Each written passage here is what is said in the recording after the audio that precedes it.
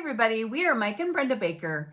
Have you ever had one of those times where you just really had the fear that you were going to be rejected in the end, no matter what you did with the stepkids or with your spouse? We're going to talk about that today.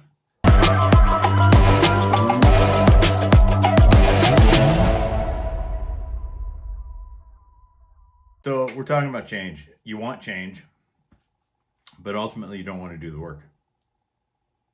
Yeah, now that probably hurts some feelings, and that's okay. Because number one out of our 3 points is quit taking the easy way. What is the easy way? The easy way is getting butthurt every time something doesn't go the way you want it to. The easy way is when you're like, I'm not happy here. I'm sorry. If you look at your marriage certificate, there's nothing on there about happy. Nothing at all. And so we tend to want to take the easy way where it's the other person's fault. Therefore, we have a reason to bow out. We have a reason to act poorly. We have a reason. We have a reason. We have a reason. You got to quit taking the easy way. I would say that probably one of the biggest things that we have heard throughout the time that we've been helping people is pretty much, well, if they wouldn't have done this, then I wouldn't have done this. Excuses. Mm-hmm. And you really need to take those away, because what excuses end up doing is it really does not help your marriage in the end. If nothing else, it is going to push you closer to the rejection, where your family is going to reject you because you're not being reasonable. So we always like to tell people, you need to look at yourself first. You need to be the first person that you look at whenever you guys get in a fight, because it's you. You can only fix you. Your spouse can only fix them. And you together can work on the kids. But really, in the scheme of things, you can only deal with you. Yeah, I mean, we've talked about this really when it comes to churches too. Yeah. Because this also becomes an issue. In a church, you move churches, and you find the same problem in every church you go. The only problem with that equation is that you're the only consistent thing in that equation, okay? Every time you went to a church, the same problem happened, and you want to blame it on them, so you just decide you're going to keep moving on. Really what you're doing is you're looking for a place to go where you can have your ears tickled, which is not good, okay? Well, it's the same premise here. You want the easy way. You want it to be their fault, because then there's no work for you, okay? Stop taking the easy way. You're creating more work than you realize. But that brings us into number 2. You need to be clear about what you want. Good. You don't know what you're clear about? I'm not clear at the moment. So the point is being clear about what you want is, have you communicated to your spouse what you want? And I'm not talking about that conversation where you have the I have told you so many times, and he looks at you, because I'm speaking from the guy's perspective, he looks at you and he's like, you haven't told me one thing. But because you gave hints, because you left notes, because you weren't clear, he doesn't know what you're talking about. Now, you can make as many jokes about men being like children or whatever, okay? Point of the matter is, men don't operate like women, and women don't operate like men. And the sooner both male and female get over themselves and stop thinking that the other side needs to be more like them, because, the joke is, if a woman were to describe the perfect man, she'd describe another woman, okay? You love the guy because he's not like you, all right? Direct. Be clear about what you want. Let me give you an example. Like chores, okay? In fact, I've seen a ton of TikToks in the last 2 days about people complaining about the communication. Well, I ask him to do this and he doesn't do it. I ask him to do that and he doesn't do it. Because there is a full onslaught against men from the feminist side of things right now. And so, but here's what I always hear. Well, in the comments, it's always, well, he's a grown man. He can do it. Well, if he can't see that it needs to be done, then that's on him. All women stuff. Okay, what's my point here? My point is, men are very simple on 2 levels when it comes to chores. If you have something you need him to do, he is more than happy to do it. 9 times out of 10, he may look irritated, but he'll do it. He's more than happy to do it. All right. It's not that he's irritated with you. He may have had a whole list of things in his head he's got to do, and that's one more thing. But the point is this: if you say, "Can you take out the garbage?" and he says, "Yeah," and you come back an hour later and the garbage is still sitting there, I can tell you exactly why it's still sitting there. You did not give him a specified timeline as to when that was. Now you're thinking that's ridiculous. No, what's ridiculous is that you expect him to be you. And this goes the other way too. It's just as ridiculous when men expect women to be men. Men, they're not simple. They're never going to be simple that way. You're not going to be able to tell them the same things in the same way that you tell your buddies. Get over yourself. Start learning how to talk to your wife. But in this particular case, timelines matter. And early in our marriage, we had to talk about those timelines. Okay, we literally now, I have things I do, she has things she does around the house.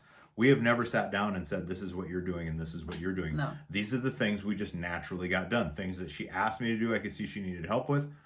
I got in and did. Things that she could see that I needed help with, she tried to get in and do. But the point is this: we made a deal way back in the beginning, and she may remember this. I said, if you need me to do something and you need it done this week, I need you to tell me it's done. You need it done this week. And you need to understand that I'll have it done by Friday. And she actually wasn't mad about that. She was like, okay. I said, but if you ask me to do something and you don't give me a timeline, I'm going to assume I've got the next 2 or 3 weeks to get it done because it's not that important. You just want me to get it done. And I'm happy to do it. Okay, so we did that and it worked. All right, but it went both ways. I told her because I would give her something. Yeah. And this would be Tuesday. And Friday it wasn't done. And I'm like, hun, I asked you to take care of this. Oh, I didn't know you needed it done then. Okay, so the deal was both ways. If I ask you to do something, I'll tell you I really need it done now. Please have it done by Friday. Vice versa. And that has worked for us for a very, very long time. You got to give a timeline. And one of the things that I really started doing is when he would ask me to do it, I would get it done. I would try really hard to get it done that day because it was really important to me to let him know that he made a difference to me. Like what he needed from me mattered. And has that made a difference to you? Yeah. Yeah, well, obviously it makes a difference. Yeah, because I didn't ask you to do it right then. I just asked you to have it done by Friday. Yeah. So of course, when it gets done right away, that makes a bigger impression. Well, and I really think that once I was clear in my own mind as to, this is what I was trying to think of when he was like, okay, go ahead. What I needed to get clear in my head is why Mike would get so irritated with me if I didn't get something done. And really it went back to his childhood, which, say whatever you want to say about your childhood or, what happened or what didn't happen. Yes, we're adults now. Yes, but there are things that your spouse can help you with by doing things for Mike.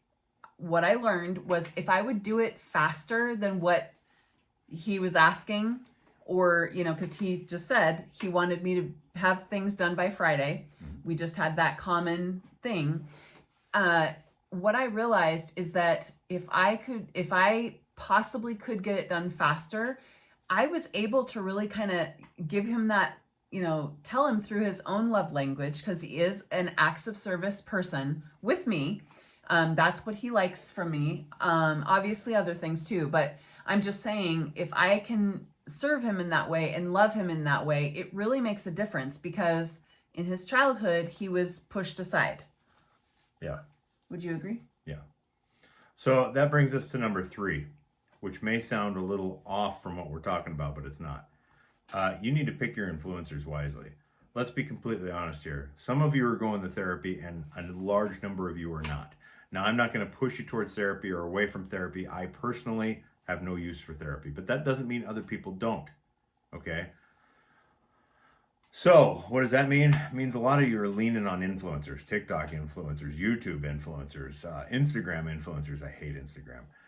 Facebook influencers. Take your pick. All right? I mean, I don't know. Is there Snapchat influencers too? I don't know, but anyway, so you guys are, you guys are taking advice from people your own age with kids your own age.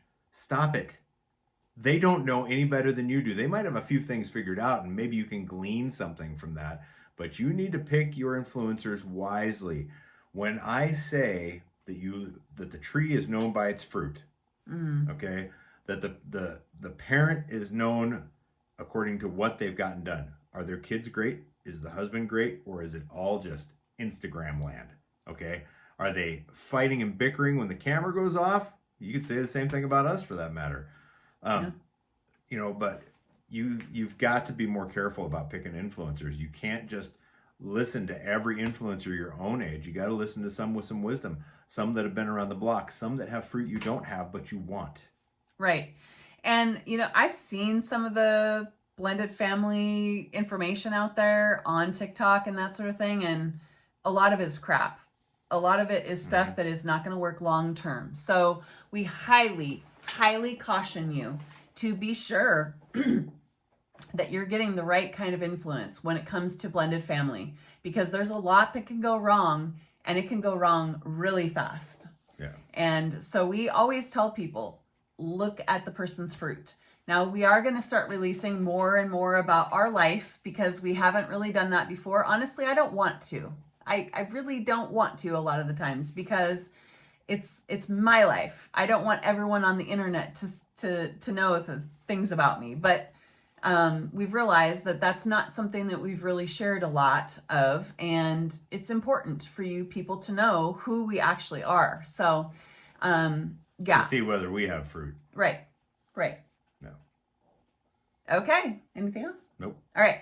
So with that, we thank you so much for being here today. We hope that this video really helped you to kind of start realizing that you want these things, but you've got to put the work in to do these things and to have the things in the long term that you really deeply desire. Okay. And so hopefully this helped you. If you have any questions, or if this brought up anything that you're unclear about, you disagree with, or whatever, leave those down below, and we'll see you again soon. Bye.